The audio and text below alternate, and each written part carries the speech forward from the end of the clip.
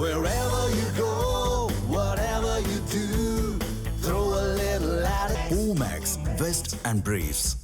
கிராமப்புறங்கள் மற்றும் சமூக ரீதியாக பின்தங்கிய பகுதிகளில் வாழும் மக்கள் எளிதில் மருத்துவ சேவையை பெறும் வகையில் சேவாபாரதி தமிழ்நாடு அமைப்பின் சார்பில் இலவச நடமாடும் மருத்துவ ஊர்திகள் தொடங்கப்பட்டுள்ளன. சென்னையில் நடைபெற்ற விழாவில் தமிழக ஆளுநர் ராஜேந்திர விஸ்வநாத் அர்லேக்கர் கலந்து கொண்டு நடமாடும் மருத்துவ ஊர்திகளை கொடி அசைத்து தொடங்கி வைத்தார்.